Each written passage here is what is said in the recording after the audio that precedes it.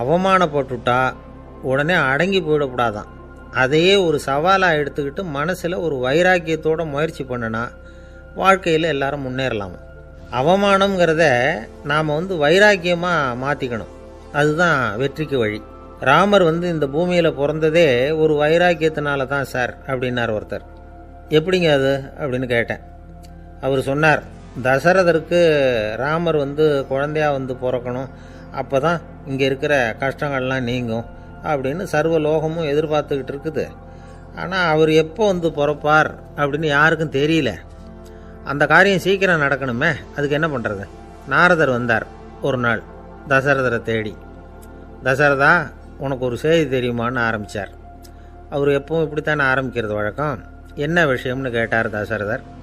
தசரதா, நீ அடிக்கடி உன்னோட தேரில் ஏறிக்கிட்டு தேவலோகத்துக்கு போகிற, அங்கே போகிற வர்ற எல்லாம் பண்ணிகிட்ருக்க, எல்லாம் சரி.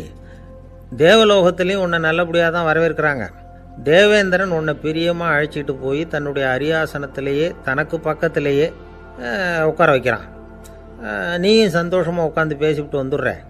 ஆனால் நீ இங்கே வந்ததுக்கு அப்புறம் அங்கே என்ன நடக்குது தெரியுமா உனக்கு அப்படின்னாரான் நாரதர். என்ன நடக்குது எனக்கு ஒன்றும் தெரியலையே அப்படின்னாரான் தசரதர். நாரதர்கிட்ட கிட்டத்தில் கேட்டிருக்கார், கொஞ்சம் சொல்லுங்கள் என்னது அப்படின்னு. அவர் நெருங்கி வந்தாரான் நாரதரும். மெதுவாக அவர் காதோட காதாக சொன்னாராம். அதாவது நம்ம பாஷையில் சொல்லப்போனால் பற்ற வைக்கிறார். நீ அங்கே தேவேந்திரங்கிட்ட உட்காந்து பேசிவிட்டு வந்த பிறகு நீ அங்கே உட்காந்துருந்த அரியாசனத்தை தண்ணி ஊற்றி கழுவி சுத்தப்படுத்துகிறாங்க. நீ என்ன அந்த அளவுக்கு சுத்தம் இல்லாத ஆளா? தினம் குளிக்காமையாக இருக்கிற அப்படின்னாராம். தசரதருக்கு இது ரொம்ப அவமானமாக போயிட்டுது. அப்படியே செய்கிறாங்க அப்படின்னாராம். ஆமாம், நீ வேணும்னா நான் சொல்கிறது உண்மையா இல்லையா அப்படின்னு சோதனை பண்ணி பார்த்துக்கோ அப்படின்னாரான் நாரதர். உடனே தசரதர் இதுக்காகவே புறப்பட்டு தேவலோகம் போனார்.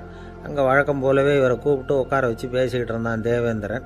கொஞ்ச நேரம் பேசிக்கிட்டு இருந்துட்டு சரி நான் கிளம்புறேன்னு புறப்பட்டார். சரி, அவனும் வாசல் வரைக்கும் வழி அனுப்பி வச்சுட்டு உள்ளே போயிட்டான். தசரதர் வெளியில் கொஞ்ச நேரம் மறைஞ்சி இருந்துட்டு மெதுவாக உள்ளே எட்டி பார்த்தார் என்ன நடக்குதுன்னு.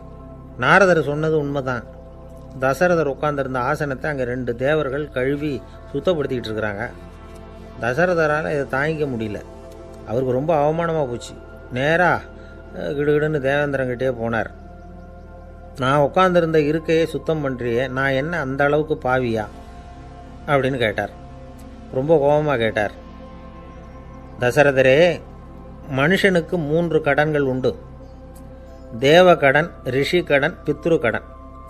இதை தீர்க்காதவன் பாவியாகிறான். இதில் மகனை பெறுவதால் தான் பித்ரு கடன் தீரும்.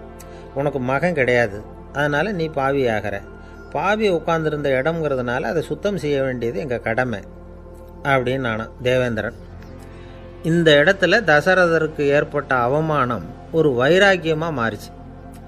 தேவேந்திரனே கேட்டுக்கோ, ஒரு மகனை பெற்ற பிறகு தான் இந்த சபையில் மறுபடியும் அடி எடுத்து வைப்பேன் அப்படின்னு சொல்லிவிட்டு போயிட்டாராம். போய் புத்திர காமேஷ்டி யாகம் பண்ணார். புத்திரர்கள் பிறந்தார்கள். இந்த கதையில் உள்ள கருத்து என்னன்னா, தேவேந்திரன் தசரதரை அப்படி அவமானப்படுத்தலைன்னா அவருக்கு இப்படி ஒரு வைராக்கியம் பிறந்திருக்குமா? யோசிச்சு பார்க்கணும். நமக்கு ஏற்படுகிற சில அவமானங்களையும் வைராக்கியமாக மாற்றிக்குவோம். அப்படி மாற்றிக்கிட்டோம்னா வாழ்க்கையில் முன்னேறலாம். நம்ம ஆளுங்க சில பேர் அவமானத்தை வைராக்கியமாக மாற்றிக்கிறது எப்படி தெரியுமா? நம்மக்கிட்ட ஒரு பையன் சொன்னான், எங்கள் அப்பா என்னை எல்லாருக்கும் முன்னாடி வச்சு திட்டிவிட்டார், பொறுப்பு இல்லாமல் ஊர் சுற்றுறேன்னு சொல்லி அவமானப்படுத்தி விட்டார். இனிமேல் நீ என் முகத்திலேயே முழிக்காதரா போடான்னு வேற சொல்லிவிட்டார். எனக்கு ரோஷம் வந்துட்டுது. அந்த அவமானத்தை வைராக்கியமாக மாற்றிக்கிட்டேன். அன்னையிலேருந்து அவர் முகத்திலேயே முழிக்கிறது இல்லை அப்படின்னா.